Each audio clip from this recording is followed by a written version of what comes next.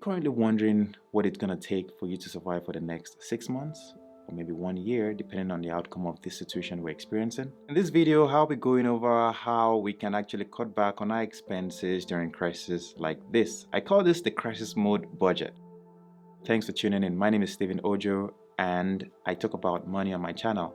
If you haven't seen my channel, please go and check it out. Now, during the normal times, we tend to spend excessively on certain items like food or maybe on housing or even shopping or going on vacation. But during a crisis period like this, where we're unsure what the future holds, we need to start examining our expenses. And one of the things that I will use for this video, an acronym that I've come up with, is FHUTS, FHUTS. Now, with this acronym, it's very easy to dial down to the important things, and we've excluded some of the non-essential items. If you're new to my channel, please consider subscribing to the channel. On my channel, I talk about money, on how we can maximize the use of our money, maybe through investing or maybe through saving or cutting back on our expenses. So one of the first items we're going to talk about is the F, which is food. The F stands for food.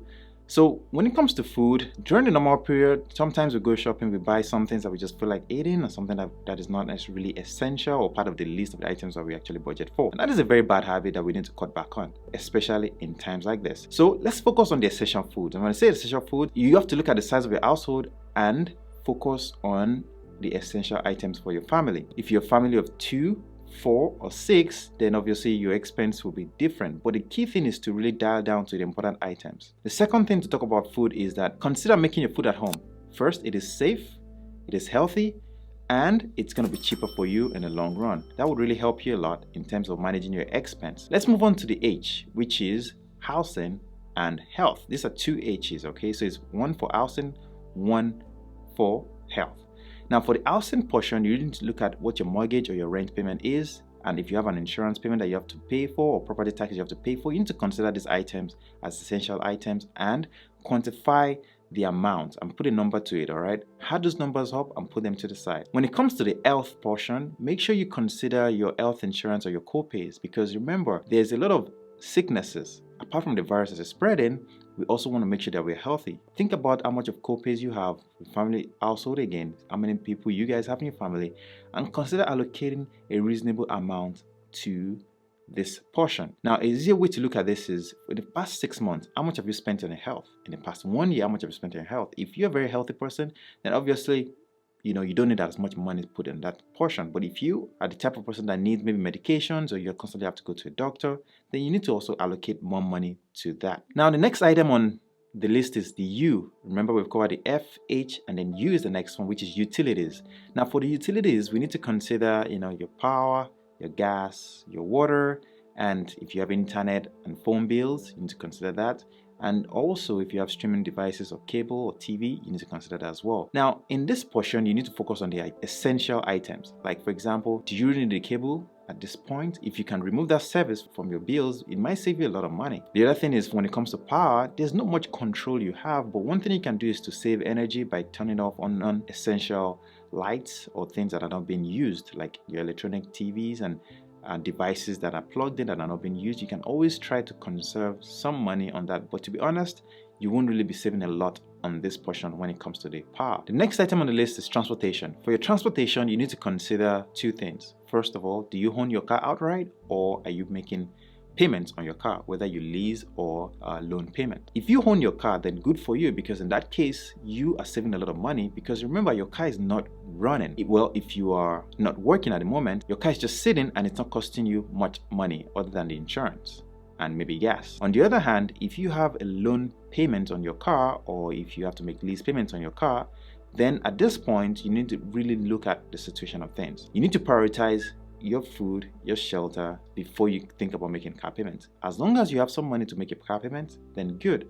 Keep making your car payments, but at the same time, if you're in a situation where you are not sure of what the future holds and you're trying to conserve some cash, or maybe you do not have the cash because you're not working, then you may need to call your loan provider and let them know that you cannot make payments. But be careful, because some of these loan providers will require that you make a lump sum amount in the next maybe 3 months, whatever the deadline they give you. Sometimes they might give you a deadline of 2 months or 3 months. So if that 3 months grows by, you may be due to pay a lump sum amount that should have been paid over the course of 3 months, and that can be hefty. And also for the transportation, consider the gas that you spend and insurance. Those two things are important.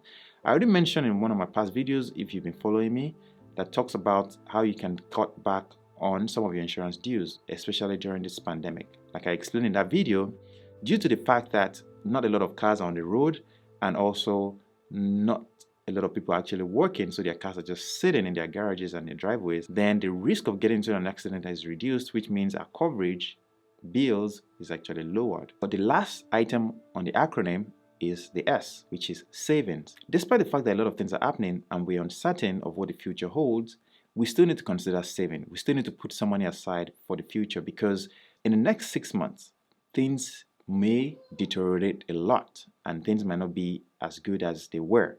And even when things finally get back to normal, I believe unless there's a cure or a vaccine to this pandemic, things will not really get back to normal until there's a solution to it. Because we have to remember that the economy is driven by the people. And if people are scared of going out and hanging out and traveling, then guess what? The economy is still going to be suffering. So keep that in mind, that we still need to put some money aside for savings, because in the next 6 months, things might be worse. Now, the ideal thing is a minimum of 10% from your income if you're still working. If you're not working, then you really need to dial down on cutting back more expenses, to be honest, because that means you need to preserve the cash that you have right now, and hopefully you can find maybe a different job, a side hustle that will get you through the hard times. So there are a few items that are currently on hold when it comes to your expenses, things for entertainment. We need to really cut back on that, because we need to remember that, first of all, we need to be safe. So we need to, we don't want to be around people at this point. The other thing is also when it comes to, like, maybe if you are the type that likes to party or travel or things like that, those expenses need to be removed from your budget. Now, the other things that you need to probably put on hold is like the amount you put on shopping, just for like clothes, shoes, and gadgets and electronics. Things like that needs to go on hold. The other thing that needs to go on hold is like a gym memberships, like a club memberships, and any form of membership that is not really being used right now needs to be suspended until things really improve.